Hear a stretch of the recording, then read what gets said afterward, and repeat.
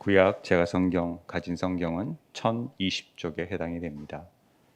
이사야 43장 18절에서 21절 말씀 우리가 한 목소리로 하나님께 봉독하도록 하겠습니다.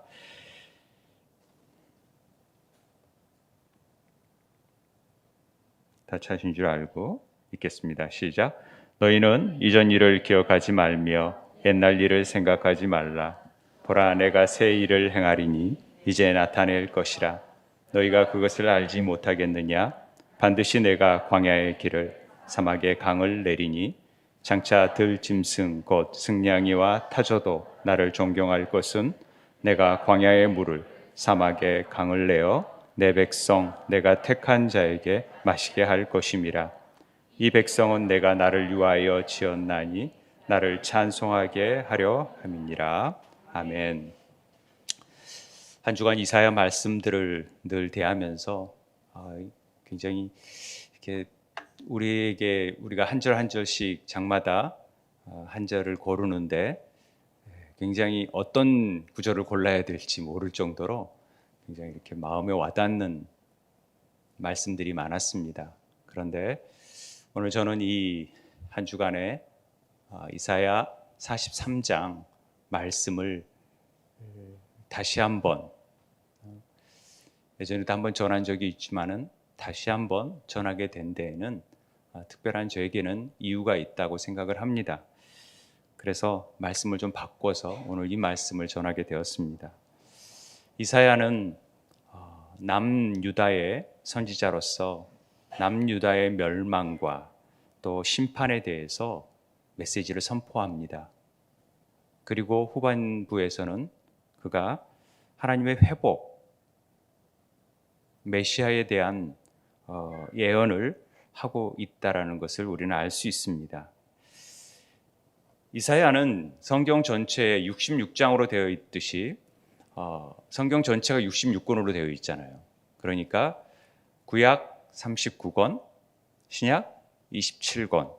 그래서 이사야도 마치 구약 신약을 나누어진 것 같은 성경 전체의 내용을 담는 듯한 느낌을 갖게 됩니다. 그래서 왜 작동을 안 하는지 모르겠네요. 이게 안 넘어가네요. 왜? 넘겨주실래요? 하나님의 경고하심이 39장까지 되어 있고요. 40장부터 66장까지가 회복과 위로의 메시지가 되어져 있습니다. 오늘은 우리가 메시아로 인한 회복에 대한 메시지가 40장부터 이렇게 쭉 나와 있는데 오늘 그 가운데 있는 새 일을 행하리라라는 말씀을 가지고 함께 나누고자 합니다. 이사야 40장부터는요 하나님의 위로와 소망이 선포된다고 했습니다. 그래서 40장 1절에 보면은 너희는 위로하라, 내 백성을 위로하라 라고 위로의 메시지가 선포되기 시작합니다. 그 전까지는 심판, 이방 민족의 심판 막 이런 얘기 하다가 그랬죠. 그래서 하나님의 그 위로가 뭐냐 봤더니 어떻게 하나님의 위로가 임하냐 이런 얘기를 하는데 그 위로는 눈을 들어 이 모든 것을 창조하신 것을 보라 함으로 그 위로가 시작된다라는 것입니다. 하나님께서 이 모든 일들을 이루셨다라는 것을 너희가 믿느냐? 그렇다면 너희 하나님을 보라. 눈을 높이 들어서 이 모든 만물을 누가 창조하였는지를 생각해 보라. 그런 가운데 너희에게 참된 위로가 임할 것이다 라는 얘기를 하고 있습니다. 그 위로를 누가 행하느냐? 바로 나다. 섬들을 잔잔케 하고 민족들과 힘을 겨룰 자가 누구냐? 바로 나다. 41절 4절에 이 일을 누가 행하느냐? 누가 이루었느냐? 누가 처음부터 만대를 불러내었느냐? 나 여호와라. 처음에도 나고 나중에도 있을 자에게 내가 곧 그니라. 모든 일에 하나님께서 일들을 주관하시고 인도하셨다라는 것을 우리는 알 수 있습니다. 그리고 42장에 와서는 그러면 하나님은 누구를 통하여 유로하시느냐? 하나님이 직접 하실 수도 있지만은 어떤 사람을 통해서 유로하신다라는 메시지를 전하는 게 42장 1절에서 우리에게 던져주는 메시지였습니다. 내가 붙드는 나의 종, 내 마음에 기뻐하는 자, 내가 택한 사람을 보라. 내가 나의 영을 그에게 주었은즉 그가 이방의 정의를 베풀리라. 그러니까 하나님은 택한 사람, 하나님 마음에 기뻐하는 자를 통하여서 하나님의 일을 이루어 가심을 우리는 알 수가 있습니다. 상한 갈대를 끄지 않고 꺼져가는 심지를 끄지 않는 바로 내가 붙드는 나의 종을 통해서 내가 이 일을 이루겠다 말씀하십니다. 어떤 일을 이루냐면은 오늘 새 일을 이루겠다라는 얘기를 합니다. 특별히 42장 1절에 보면은 이 나의 종, 과연 나의 종이 누군가 이런 생각을 하게 되죠. 그리고 43장에 이제 오늘 43장에 와서 1절에 너를 창조하신 여호와께서 지금 말씀하시는데, 너를 지으신 이가 지금 말씀하시는데 두려워하지 말라고. 내가 너를 구속하였고 너를 지명하여 불렀다. 너는 내 것이다. 이렇게 얘기하고 있습니다. 하나님의 유로가 어떤 것이냐? 하나님이 어떤 사람을 택하시고 그 택한 사람을 통해서 어떤 일을 행하실 텐데 그 행하심 가운데 있으니까 염려하지 말아라 하시면서 주시는 말씀이 너는 내 것이다. 이 얘기를 하시는 것입니다. 오늘 그 유로를 우리가 경험했으면 좋겠습니다. 어떤 유로이고 어떻게 우리에게 유로를 주시고 있는지. 히브리 말로 너는 내 것이라 라는 말은 레라는 전치사에 해당이 됩니다. 그러니까 내 것이라는 말 자체가 우리는 전치사라는 거죠. 소유격. 우리 전치사 있잖아요. 뭐뭐에 오브도 되고 투도 되고 바이도 되고 뭐 다 되는 히브리 전치사인데 그 전치사가 특별히 소유의 개념이 있어서 내 것, 나의 자손, 나의 특별한 관계라는 뜻이 되어지는 것입니다. 그러니까 얼마나 확실한 약속이냐면 너희들이 잘나서, 너희들이 내 말을 잘 들어서, 너희들이 공부를 잘해서, 너희들이 뭔가 나에게 잘해주어서 이런 차원이 아니라 그냥 너는 내 것이니까 내가 특별하게 관계니까 나는 내가 책임지고 내가 알아서 한다라는 얘기가 포함되어 있다라는 것이죠. 하나님의 이유라면 그냥 너는 내 것이라는 이유 하나뿐이라는 것입니다. 다른 이유가 없습니다. 다는 하나님의 소유가 아닙니다. 아니, 다 하나님의 것이지만은 특별한 관계를 맺는 것은 영접하는 자, 곧 그 이름을 믿는 자들을 하나님의 자녀로 삼아 주셨다라는 것입니다. 그래서 특별히 하나님께서 이스라엘의 회복을 얘기하고 있잖아요. 바벨론에 포로 잡혀 있는 자녀들을 향해서 내가 다시 내 종을 통하여서 그 일을 이루겠다라는 얘기를 하고 있는 것입니다. 그런데 여기에서 택한 종이 누구냐라는 얘기를 거듭 다시 한번 생각해 볼 필요가 있습니다. 특별히 이 성경에서는 바벨론에서 돌아오게 할 때 하나님이 택한 종은 고레스라고 보통 얘기를 합니다. 또 스룹바벨이라고 해석하기도 합니다. 그러나 그것은 어떤 표면적으로 보여지는 하나의 모형이고 실제적인 본질은 바로 예수 그리스도가 우리의 하나님이 택하신 자라는 사실을 우리는 알 수가 있는 것입니다. 이단들이 간혹 이 말씀을 가지고 자기가 통일교가 그렇고 뭐 신천지 다 보면은 막 자기가 이런 택한 종이고 그래서 이 시대에 하나님께서 쓰여질 사람이다라는 얘기를 합니다. 뭐 안상홍도 그렇고요. 근데 하나님께서 이게 고레스가 아닌 철저히 이사야에서 계속되는 내용 자체가 바로 예수 그리스도에 대한 예표로서 나타나는 것을 우리는 잘 알 수 있습니다. 이 말씀이 왜 예수 그리스도가 하나님의 택한 사람으로 되어지냐? 그 예수 그리스도를 믿는 자들을 통하여서 하나님은 이제 이 약속의 말씀이 오늘날에도 그것을 믿는 자들에게 임할 수 있다라는 것을 보여주는 것입니다. 뭐 이단의 교주뿐만 아니라 예수를 믿고 고백하는 자들에게는 하나님의 영을 통하여서 하나님의 일을 이루신다라는 것을 지금 말씀하고 있는 것입니다.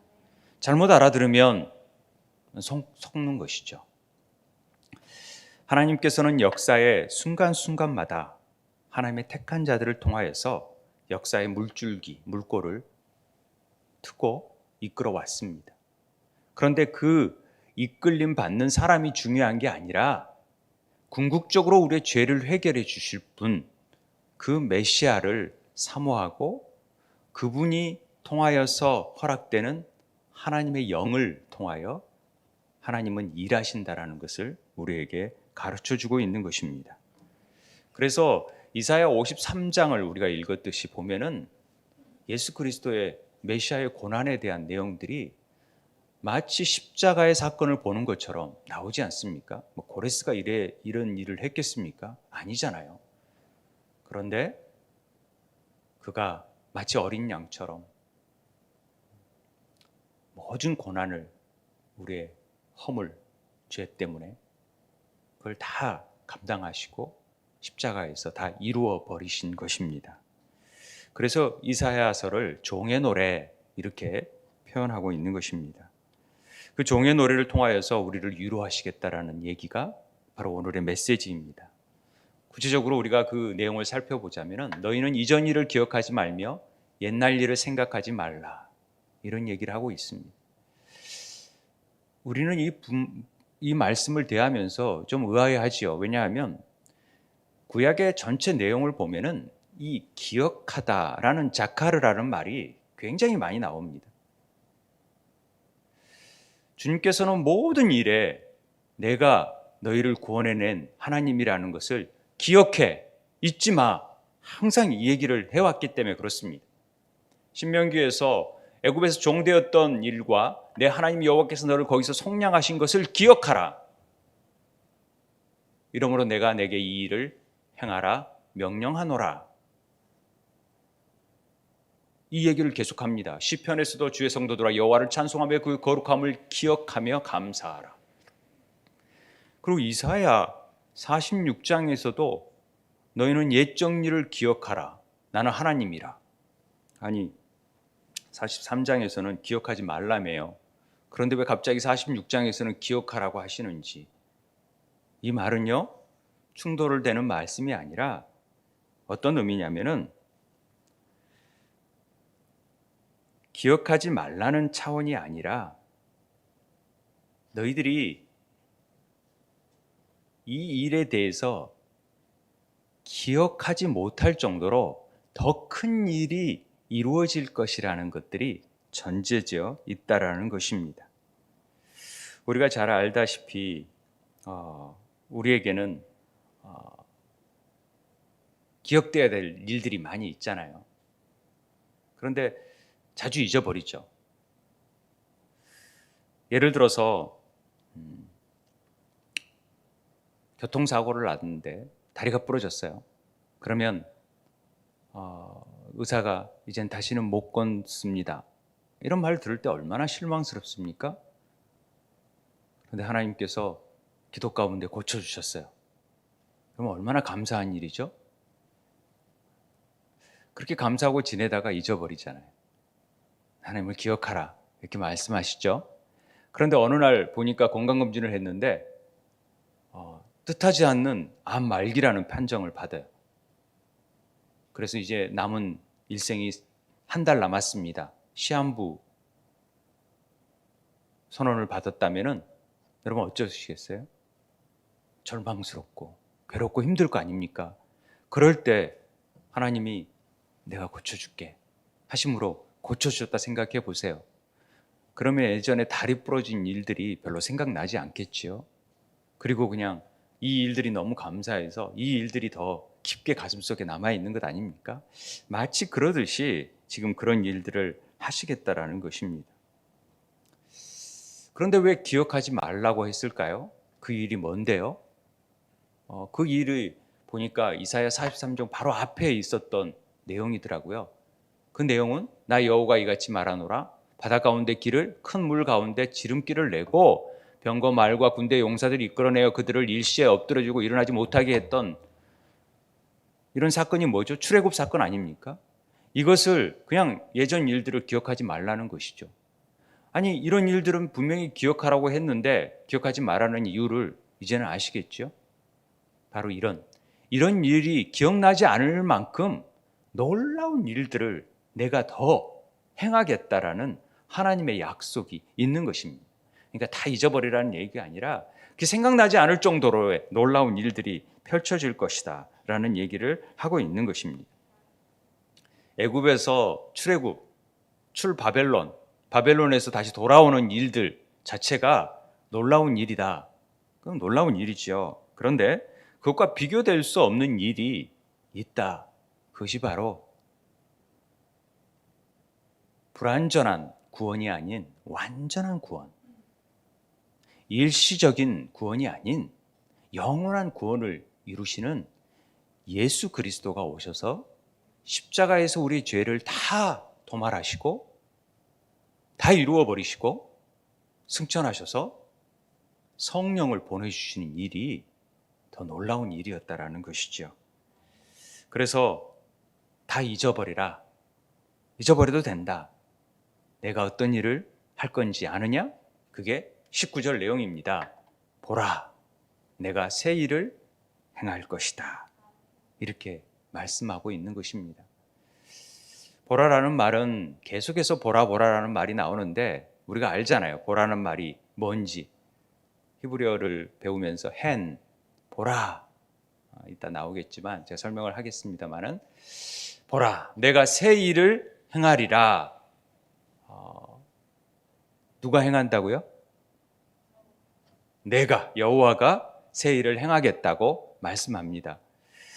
그래서 이 새 일을 무엇인지 늘 궁금하고 또 이에 대한 해석이 분분합니다. 그런데 이 새 일을 보면은 히브리어로 보면은 하다시라는 말로 되어져 있습니다.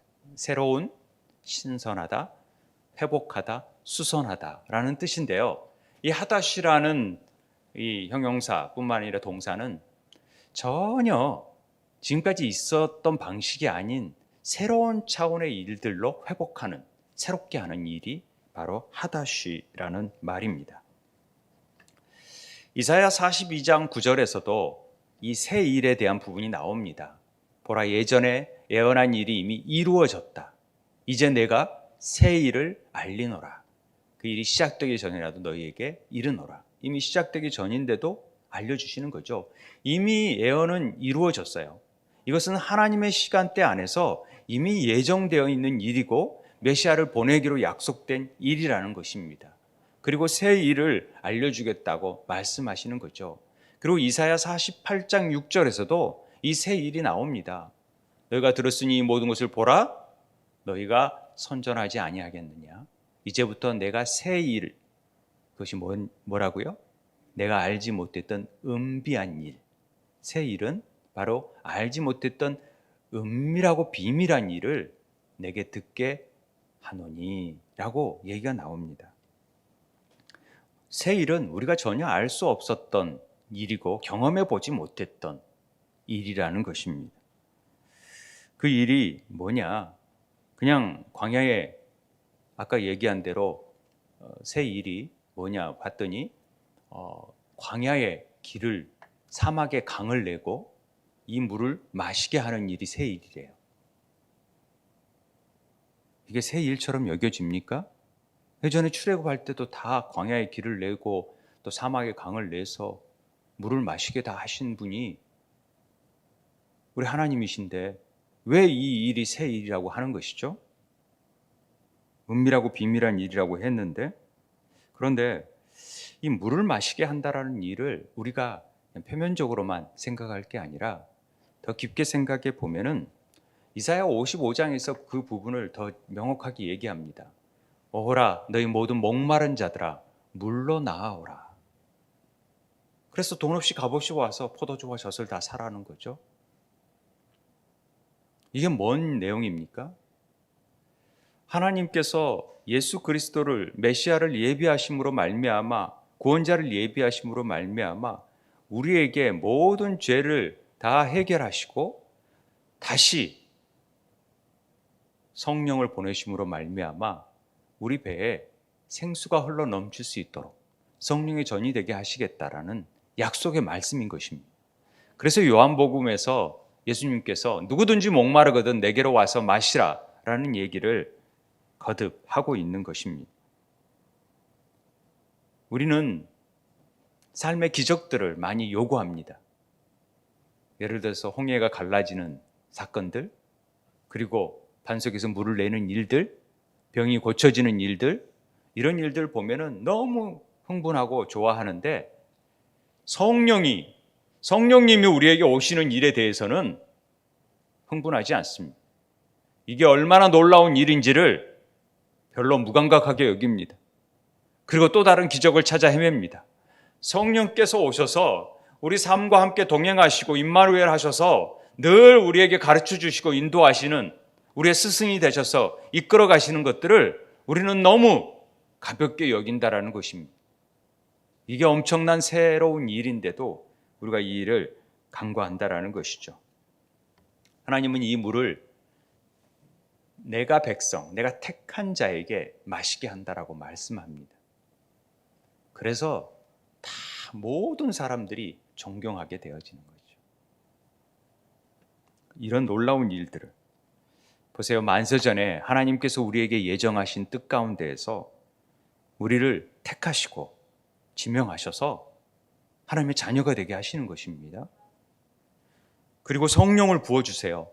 아니 늘 동행할 수 없으니까 아예 우리 안에 거하셔서 우리와 함께 일하시겠다라는 약속이 새 일이라는 것입니다. 여러분 흥분이 안 되세요? 그냥 졸리세요? 날씨도 이러니까 그냥 졸립니까? 막 이게 흥분이 돼야 되거든요, 사실. 우리가 잘 아는 사도행전 1장 8절에 보면은 오직 성령이 너에게 임하시면 너희가 권능을 받고 예루살렘과 유대와 사마리아 땅끝까지 내 증인이 되리라. 여러분 이건 엄청난 하나님의 놀라운 선언입니다.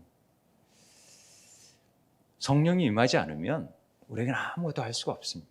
그런데 성령이 임하게 됨으로 말미암아 그 능력을 통하여서 우리는 내 삶의 테두리에서부터 우리의 이웃들, 직장, 그리고 땅끝까지, 그 땅끝은 저는 이렇게 생각합니다.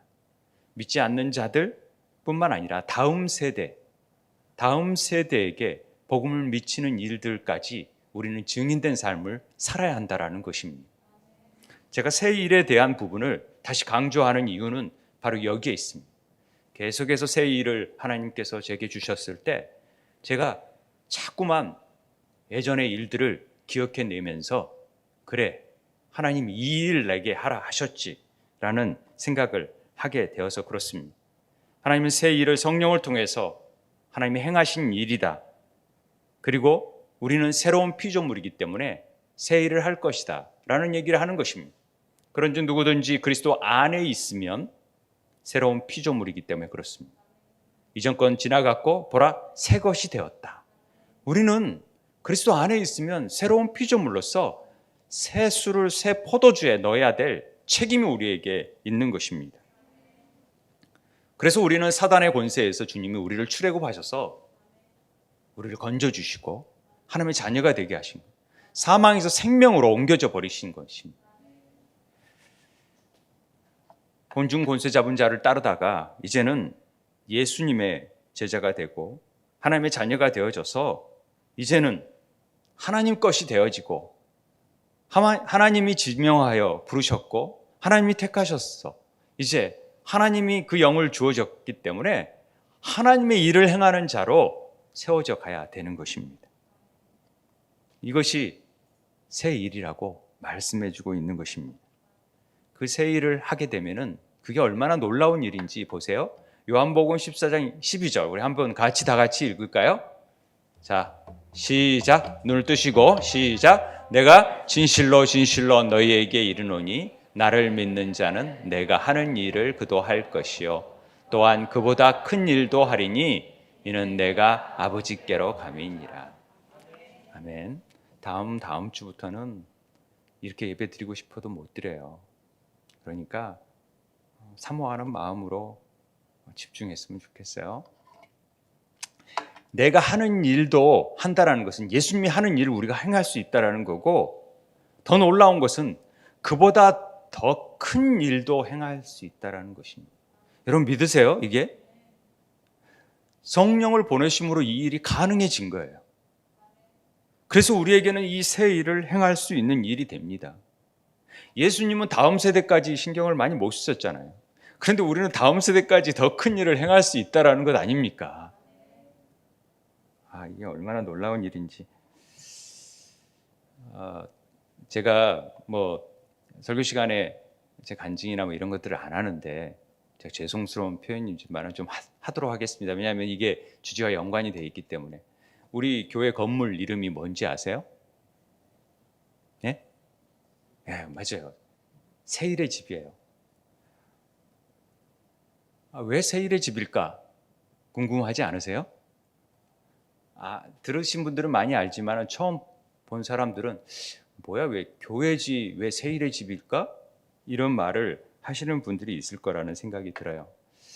우리 가스회사에서 저희한테 오는 고지서에는 이 세가 이가 아니라 에로 나와요. 세일의 집 해가지고 뭘 파는 집 같이 뭘 세일하는 집인가 하는 생각이 들어가지고 그게 아닌데 세일의 집인데 라고 막 했던 적이 있습니다.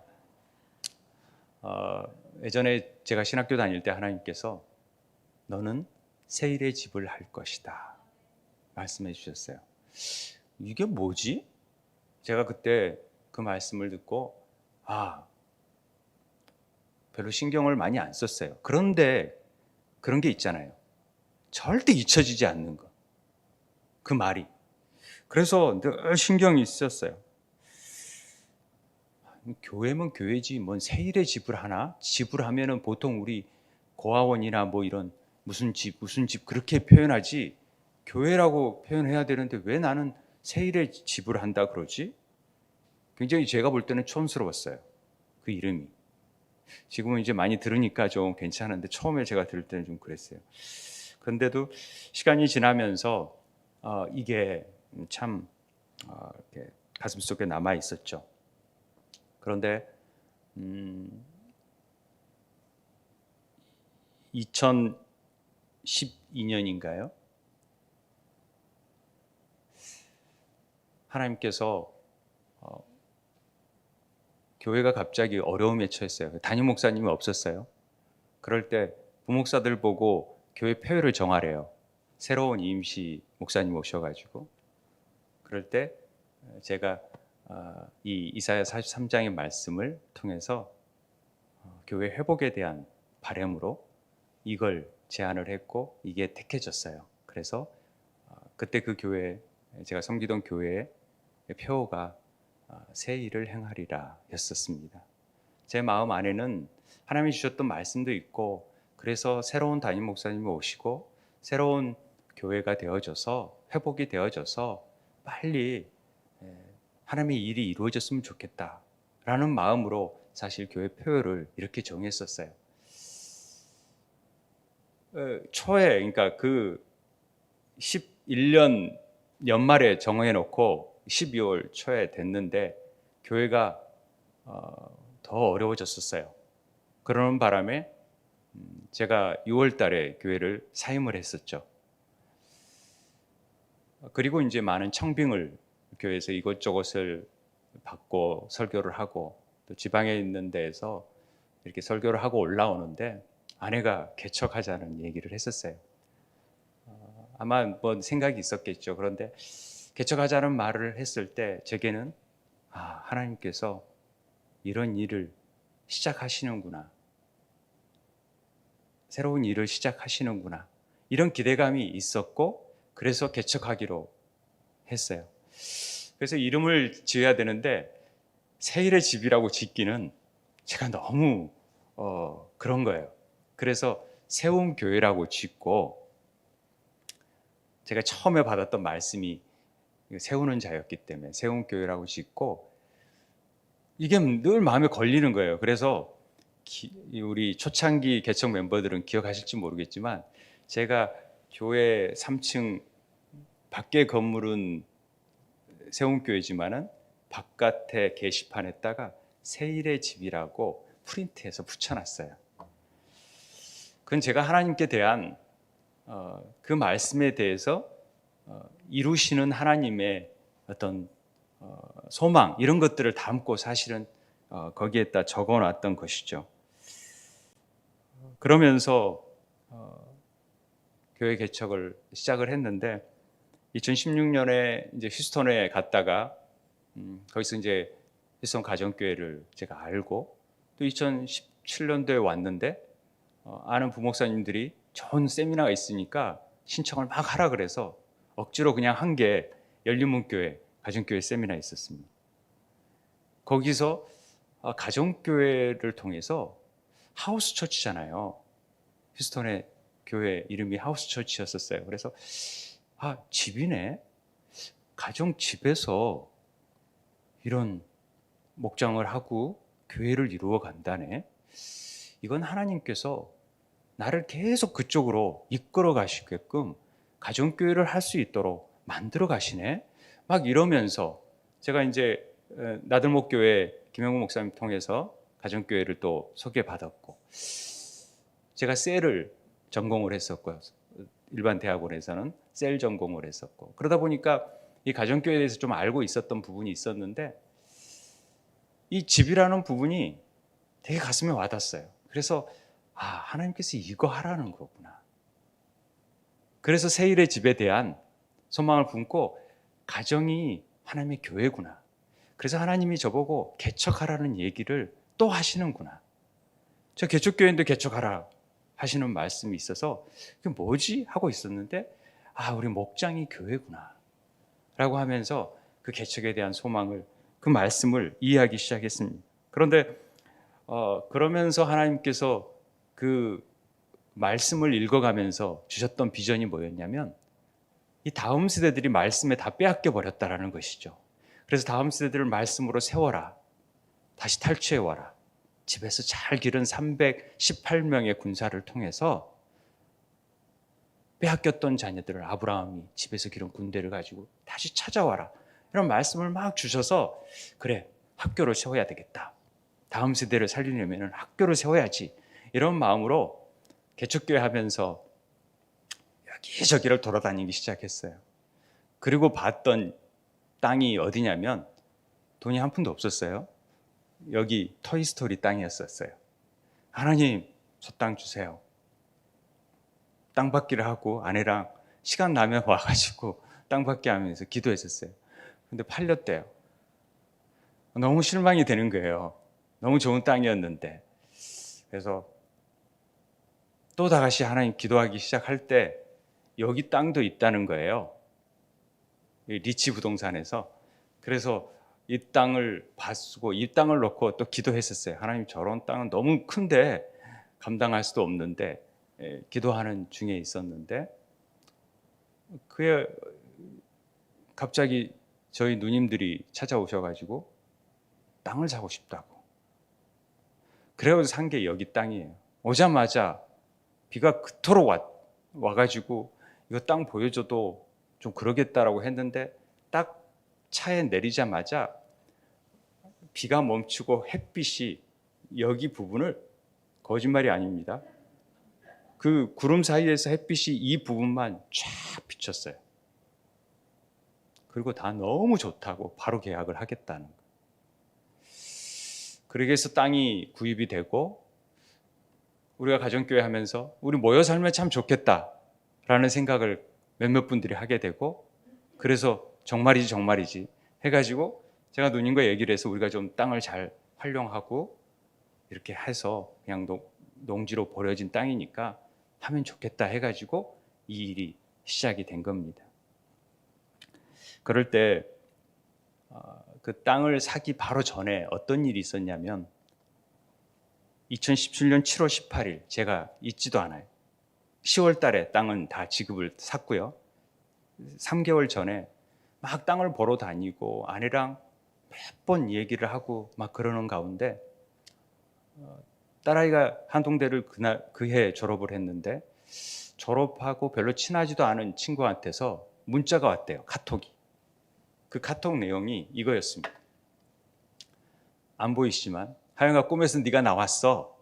너랑 어머니와 함께 오셨는데 지상 1, 2층, 지하 1, 2층을 탐방시켜줬어.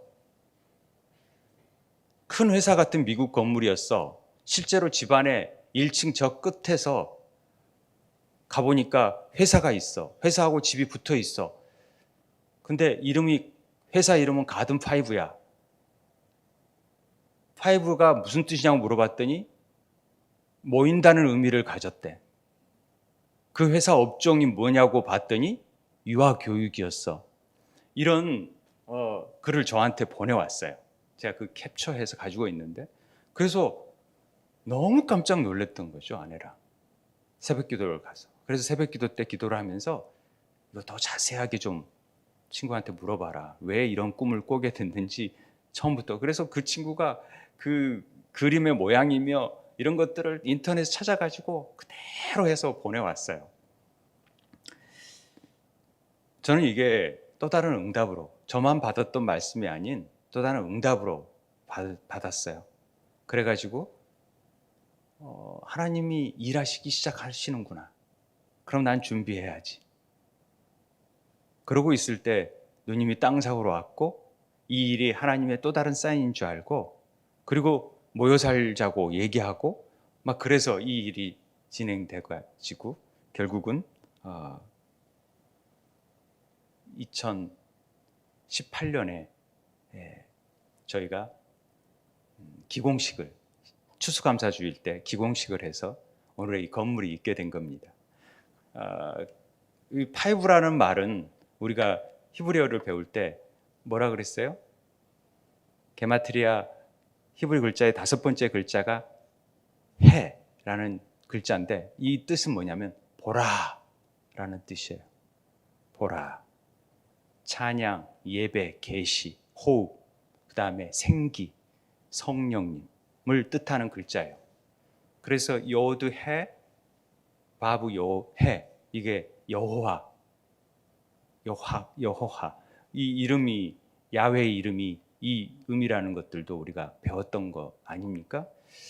그래서 5라는 모이는 숫자는 성령께서 거룩한 자들을 모이게 하는 장소구나. 그리고 물어보니까 야 거기는 아무나 들어갈 수 없대. 그 딸 친구가 거룩한 자들만 모일 수 있대. 이런 얘기를 해주셨어요. 그래서 그러고 참 놀라운 일이 많았죠. 막 이게 이렇게 되면서 바로 막 미국에서 백지수표를 설계만 해주면 백지수표를 받는 한동훈 설계사님, 우리나라 삼성의 사장을 하셨고 횃불회관을 건축하셨던 그분이 갑자기 한국에 오셔가지고 우리를 만나자 그래가지고 여기로 오셔가지고 기도해 주시고 내가 무료로 다 설계해 주겠다. 막 우리가 생각할 수 없는 놀라운 일들이 막 일어나기 시작했어요. 그래서 하루도 안 쉬고 비도 안 오고 눈도 안 오는 바람에 하루도 안 쉬고 건물이 지어지는 역사가 일어났었죠. 그리고 2018년에 제가 표어를 보니까 보라 내가 새 일을 행하리라 라는 표어를 가지고 우리가 하나님이 행하신 새 일을 기대하면서 나아갔던 기억이 있습니다.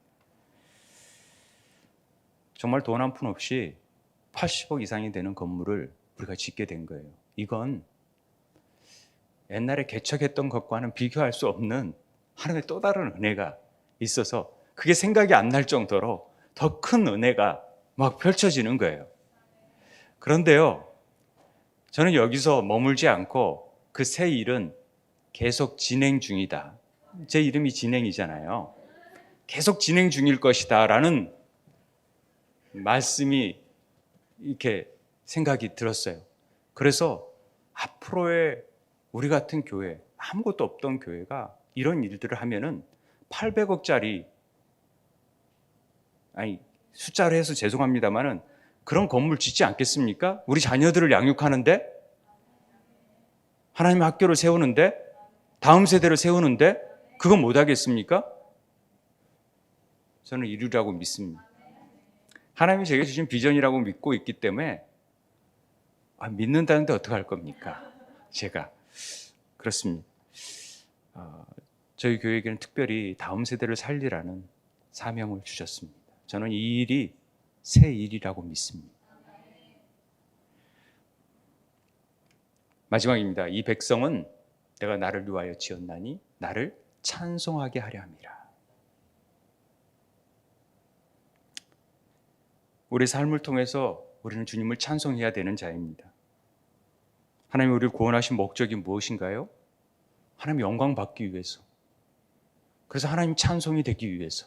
하나님 정말 멋지세요. 하나님 정말 이런 놀라운 일들을 하세요. 이게 하나님 찬송 받기 위한 거죠. 하나님 영광 받기 위한 것 아닙니까? 우리가 그런 삶을 살아야 되지 않겠습니까? 우리의 의를 높이고 우리의 이름 되려고 하는 일이 아니잖아요. 하나님의 영광을 위해 살아가야 되니 혹시라도 우리의 이름을 내는 일이 있으면은 끌어내려야 됩니다.